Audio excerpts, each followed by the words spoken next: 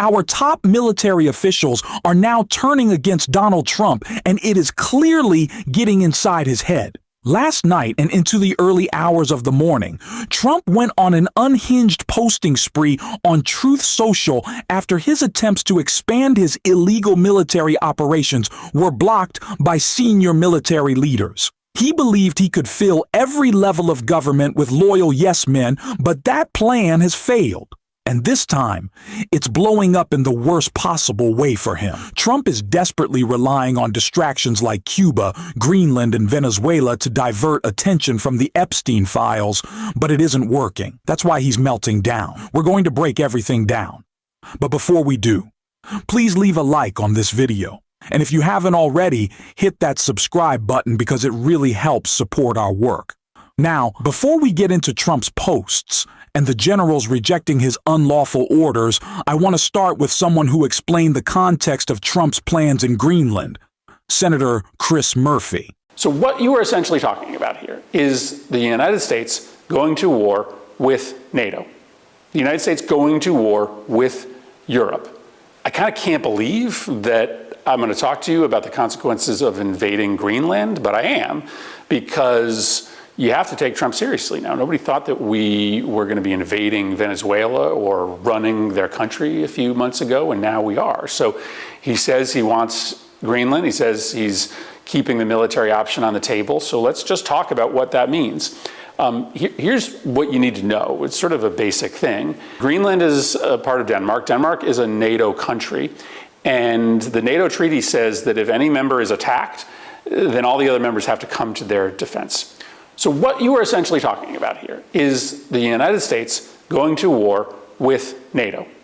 The United States going to war with Europe. You're talking about the US and France being at war with each other over Greenland. We can't sort of sugarcoat this. Like, that is what we're talking about here. Now, every NATO country would have to make a decision whether they were going to rush troops to Greenland to fight America. Some maybe wouldn't, some might. Who in the United States of America wants a war between the United States and Europe over Greenland? And Donald Trump, he just sees the world in terms of real estate, right? He's not trying to fix any of your problems. He just wants a ballroom. He wants a big land mass that he probably thinks is a lot bigger than it actually is because he looks at the wrong map projection. But you're talking about war between the United States and Europe. And so it's kind of insane that we have to explain this to him and to the American public, but understand that that's where we're at right now. The President of the United States entertaining an attempt to take Greenland by military force, which, by definition, might end up putting the United States in a shooting war with France. Donald Trump wants conflict with our allies while cozying up to our enemies. That defined his first presidency, and it's clearly defining his second. Above all else, Trump will do whatever it takes to either distract the public or personally benefit himself. Those are always his top priorities. He wants us looking away from his failures while he enriches himself by exploiting ordinary people. That's what the Trump presidency has always been about. And now he's doing it again, this time by pushing reckless ideas like invading Greenland at enormous cost, or wasting billions trying to buy it, which isn't even a realistic option. Senator Chris Murphy laid out just how absurd and wasteful this really is. Let me ask you about another focus, Greenland. I had the opportunity to speak with President Trump earlier this week. He said he is, quote, very serious about annexing Greenland. In a later interview, he didn't take military options off of the table. And of course, it's an autonomous territory of Denmark, which is a NATO ally. Do you think annexing Greenland would effectively be the end of NATO? It would be the end of NATO, right? I mean, NATO would have an obligation to defend Greenland, and so query whether we would be at war with Europe, with England, with France. But let's also talk about what's at stake here. The president is spending every single day thinking about invading Greenland, managing the Venezuelan economy, building a ballroom. He is not thinking about the American people at all. This month, premiums, health insurance premiums on 22 million Americans are going up, doubling in some cases. Kids aren't able to eat 3 meals because the Trump administration has slashed food assistance. And so every single day, the president is thinking about Greenland, his ballroom, Venezuela. He is spending no time thinking about the actual crises that are being visited on American families. This is a president who is distracted by things that don't matter to the American people at a moment where the American people are in crisis. That is the underlying reality of a White House that has become out of control. Senator. The man promised to bring down prices. And of course, nobody should have entertained the idea that Donald Trump had any clue what he was talking about when it came to the economy, when he was spouting off tariff, tariff, tariff. It's my favorite word. It's going to fix everything. Liquid gold. Donald Trump likes to find a phrase, attach himself to it, and never shut the up after, which is what he continues to do with Greenland. We need Greenland. Got to have Greenland. We love Greenland. Look at on a map. It's so big and so fancy. And I'm going to call it Trump land. That is what he's after right now, and he'll do anything to make it happen. But senior military officials won't, and it's why Trump is melting down on Truth Social. Trump orders top army officials to draw a plan to invade Greenland. The UK Daily Mail is reporting that Donald Trump, buoyed by the recent strike on Venezuela, has ordered his special forces commanders to come up with a plan to invade Greenland. In a piece published late Saturday, the Mail reports that Trump has asked the Joint Special Operations Command to come up with an invasion plan, but the Joint Chiefs of Staff are resisting because they believe an invasion would be illegal and lack congressional support. The generals think Trump's Greenland plan is crazy and illegal, an unnamed diplomatic source told the Mail, so they are trying to deflect him with other major military operations. They say it's like dealing with a 5-year-old. Trump's pursuit of Greenland has been met with heavy resistance across the NATO alliance as well. We got this report last night. According to reports, Donald Trump has ordered his Special Forces Command to draw plans, but as this article stated, senior military leaders are resisting. This, along with Donald Trump's general desire to go to war everywhere, Trump wrote, Cuba lived for many years on large amounts of oil and money from Venezuela. In return, Cuba provided security services for the last 2 Venezuelan dictators, but not anymore. Most of those Cubans are dead from the last week's USA attacks, and Venezuela doesn't need protection anymore from the thugs and extortionists who held them hostage for so many years. Venezuela now has the United States of America, the most powerful military in the world by far, to protect them, and protect them we will. There will be no more oil or money going to Cuba, zero. I strongly suggest they make a deal before it is too late. Thank you for your attention to this matter. Trump also posted a photo of him on the roof of the White House in black and white and wrote soon.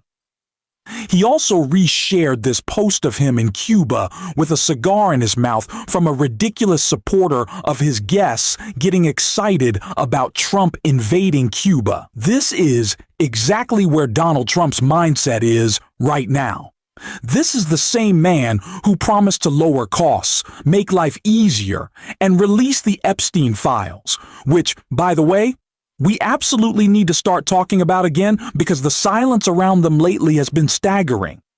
Instead of delivering on any of that, he's posting bizarre photos of himself late at night, pretending to be the president of Cuba, puffing cigars and basking in his own ego. For what? Because Marco Rubio approves? Because he wants to look like some powerful dictator-in-chief? None of it makes sense as policy. Maybe he thinks it's economic messaging to win back Republicans who are turning on him.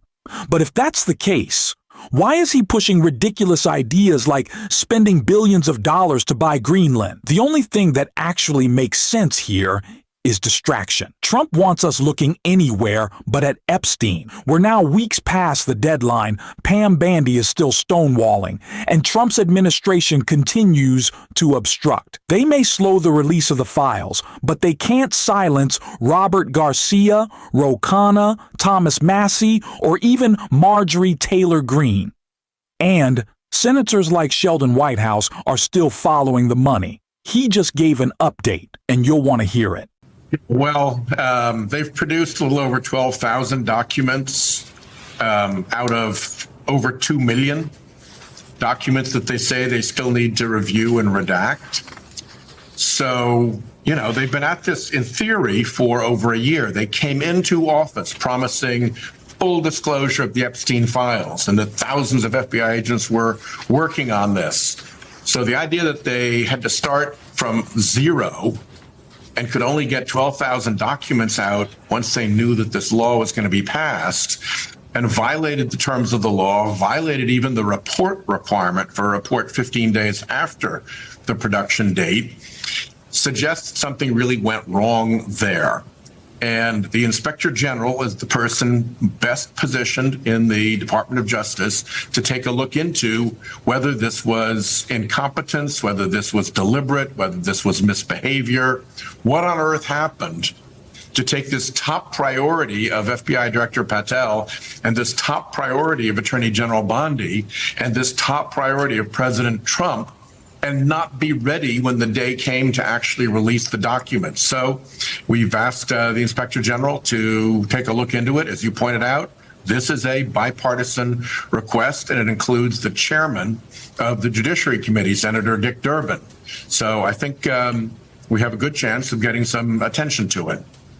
Over in the House, the idea of a subpoena for Les Wexner, the billionaire who supported Jeffrey Epstein for many, many years financially, for reasons no one could quite understand why he needed anything from Jeffrey Epstein that was worth paying for. That kind of testimony that no one has obtained from someone like that can really be a breakthrough in this investigation. Yes. And if the Trump administration had been the least bit serious about getting to the bottom of the Epstein scandal, this is the kind of thing that the Department of Justice and the FBI could have been looking into. The tell here is that over a year later, it took Democratic pressure in the House from the minority to get a subpoena issued, rather than this being something the Department of Justice went ahead and did. It's reminiscent of the Senate Finance Committee under Chairman Ron Wyden, ranking member now Ron Wyden, getting the information about the billions of dollars that flowed through Epstein accounts to foreign countries, to women, mysteriously, producing what are called suspicious activity reports that go to the Department of Justice. We need to follow the money. That is the priority right now, because Donald Trump, Pam Bandy, and Kash Patel are going to keep obstructing. So we have to focus on the people closest to Epstein, the ones who tried to erase his crimes and clean up his image. And yes, that includes Steve Bannon, who remains very close to Trump and seemed extremely invested in whitewashing Epstein. Their connection mattered, and it needs to be exposed. We're going to keep covering every part of this story right here. And if you want to support that, make sure to hit the subscribe button, leave a like, and if you stayed with us to the end, drop a blue heart in the comments. And until next time, I will see you soon.